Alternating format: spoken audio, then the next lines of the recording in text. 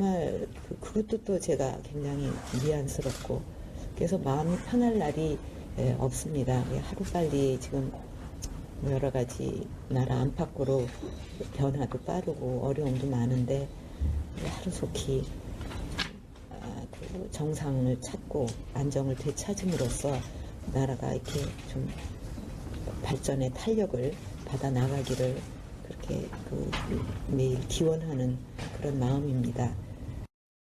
보도라든가 또 소문 뭐 얘기 어디 또 이렇게 방송 나오는 거 이런 거를 보면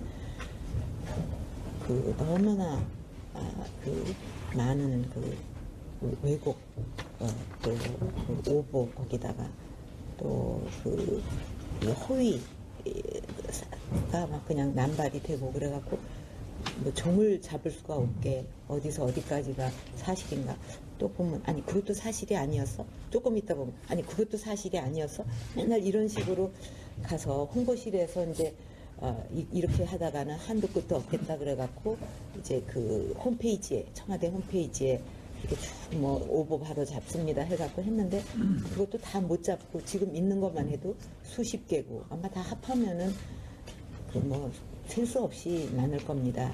이제 그게 굉장히 이렇게 혼란을 주면서 또 오해가 오해를 불러일으키고 또 오보가 왜곡된 게 나오면은 그걸 또 사실이라고 딱 만들어갖고 그걸 바탕으로 해서 또 오보가 재생산되니까 이거는 한도 끝도 없는 이제 그런 일이 벌어져서 참 마음이 답답하고 이제 무겁고 그런 심정입니다. 이제 그런 것 중에 이제 하나가 이번에 이제 소추 그것도 됐고 또 특검에도 이제 대상이 된 그런 세월호 문제인데 그것도 그동안에 처음에는 작년인가 재작년인가요? 그때 이제 뭐 그 세월호로 이렇게 참사가 벌어졌는데 대통령이 미래를 했다 이런 정말 말도 안 되는 누가 들어도 정말 얼굴 붉어질 어떻게 보면 나라로서도 대한민국이 그래 그럼 있을 수 없는 일이거든요. 근데 그게 사실같이 또 한 몇 달을 기정사실같이 아니 어떻게 미래를 하겠습니까? 그게 입에 담기도 창피한 일이고 그러다 이제 그게 또 그냥 슬그머니 이제 꼬리를 감추더니만은 그 다음에는 이제 그 시간 동안 또 구술했다고 또 한참 그래갖고 또 그게 기정사실로 그래서 참 너무너무 어이가 없었고 그 다음에는 이제 뭐 또 무슨 무슨 수술을 했다고 또 그래갖고 한참 또 이렇게 지금 되고 그래서 이거는 하다가 또 아니면 말고 하다가 아니면 말고 이게 끝도 없어요. 그래서 이제 청와대 게시판인가 거기 뭐죠?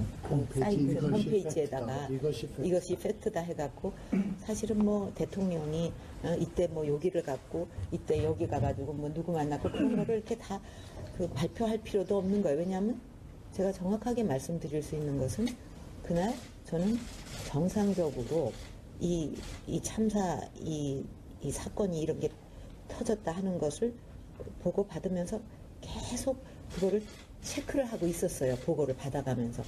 근데 이제 그날은 마침 이제 일정이 없어서 제 업무 공간이 이제 관저였는데 제가 가족이 없지 않습니까? 그런데 거기에는 이제 뭐 결제할 수 있는 그것도 시스템도 다 돼 있고 또 필요하면 손님도 이렇게 만나고 또 접견도 할 수 있어요. 그렇기 때문에 뭐 위민관에서 할 수도 있고 본관에서 할 수도 있고 또 그렇게 좀 일정이 특별하게 없으면은 제가 그동안 또 조금 밀렸던 바쁜 일을 하다가 보면 이제 계속 쌓입니다. 이 보고서라든가 결정해야 될 거.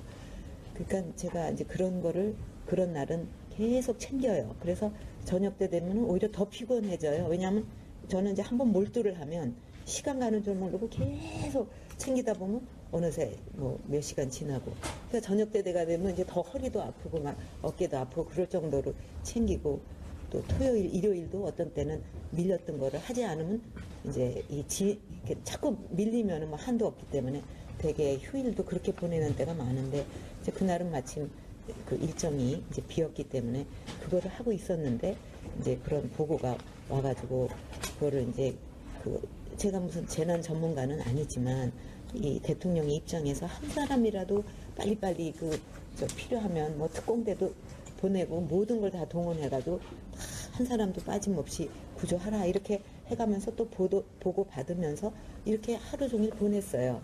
근데 이제 그날 참 안타까웠던 일 중에 하나가 이 전원이 구조됐다 하는 그 오보가 있었어요. 그래갖고 막 걱정하면서 해경한테 챙기고 뭐 이렇게 하다가 이제 그러면서도 저는 이제 계속 여러 수석실로부터 보고도 받고 또 뭐 일 볼 거는 보고 했는데 전원이 구조됐다 그래갖고 너무 기뻐서 아주 그냥 그 마음이 아주 안심이 되고 이렇게 잘 될 수가 있나 너무 걱정을 했는데 그러고 있었는데 이제 또 좀 시간이 흐르니까 그게 오보였다 하고 너무 놀랐어요. 그래서 이거 내가 중대본에라도 빨리 가서 현장에서 이거 어떻게 하는지 좀 그걸 해야 되겠다 해가지고 이제 가려고 그러니까 또 경호실에서는 이렇게 막 제가 어디 간다 그러면 그냥 확 가는 게 아니고 적어도 경호하는 데는 요만한 필수 시간이 필요합니다. 그래서 제가 마음대로 움직이지를 못합니다. 그래서 그런 시간이 필요하다. 그리고 또 중대본에도 뭐 조금 무슨 사고가 있었는지 하여튼 그쪽도 무슨 상황이 생겨가지고 이제 그렇게 해서 그냥 확 떠나지를 못했어요. 이번에는 이제 헌재에서도 거기에 대해서 이제 상세한 내용을 제출해 달라. 그래서 우리 대리인단에서 그거 이제 다 정리를 자세히 하고 또 뭐 추가할 거 있으면 하고 이렇게 지금 만들고 있어요. 그래서 그거를 이제 제출을 하면 또 헌재에서 이렇게 재판을 하게 될 텐데 그래서 이번만큼은 이제 그런 허위가 완전히 좀 걷어졌으면 그렇게 생각을 하고 있습니다. 그리고 엘리어트하고 삼성 합병하는 문제는 그 당시에 국민들, 증권사 할 것 없이 많은 국민들의 관심사였잖아요. 이게 헤지펀드의 공격을 삼성 같은 그런 좀 우리나라의 대표적인 기업이 공격을 받아서 이런 게 뭐 무산된다든지 뭐 하여튼 이렇게 되면 이거는 굉장히 국가적으로 경제적으로 큰 손해라는 그런 생각을 국민들도 관심을 갖고 지켜보고 있었고 또 우리나라의 증권사가 한 20여 개 거기에서도 거의 한 군데 두 군데 빼고는 다 이거를 해줘야 된다.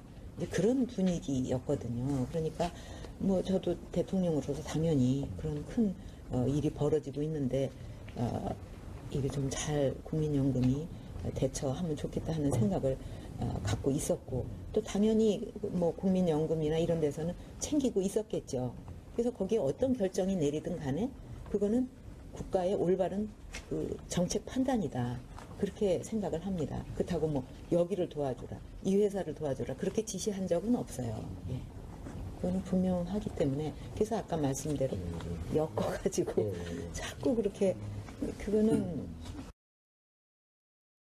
공소장 같은 걸 보면 이제 거의 최순실 씨와의 이제 공모 관계, 특히 최순실 씨의 말을 다 대통령께서 듣고 지시를 한 것처럼 그렇게 나와 있거든요.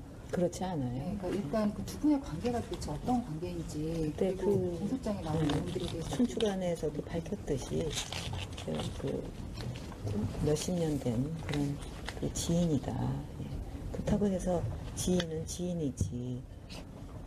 지인이 다 아는 사람들이 있지 않습니까? 어떻게 하다 보니까 오랜 세월 아는 사람도 생길 수 있고 그런데 그렇다고 뭐 지인이 뭐 모든 거를 다 한다는 거는 있을 수 없잖아요.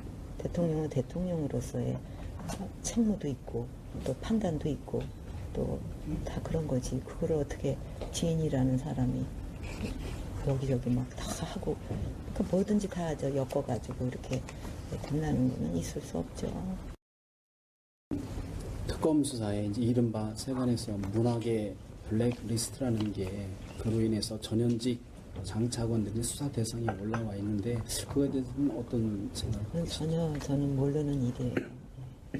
뭐 보도를 보니까 뭐 이게 굉장히 숫자 많고 뭐 그런데 저는 전혀 알지 못하는 일입니다. 대통령부터 또 우리 모든 사람이 자기의 어떤 사적 영역이 있지 않겠습니까? 또 자기가 어디가 아플 수도 있고 뭐 또 그러다가 이제 여기저기 뭐 이렇게 좋은 그 약이 있다 그러면 또 할 수도 있고 그런 거를 일일이 다 대통령이 내가 여기가 아파서 요렇게 해갖고 요런 약을 먹었고 뭐 그런 거를 다 까발려서 한다는 거는 좀 너무나 민망하기 그지없는 다 누구나 사적 영역이 있고 또 그걸로 인해 가지고 무슨 그 국가 일을 하는데 국가에 손해를 입혔다거나 그런 적은 한 번도 없다고 저는 생각합니다. 근데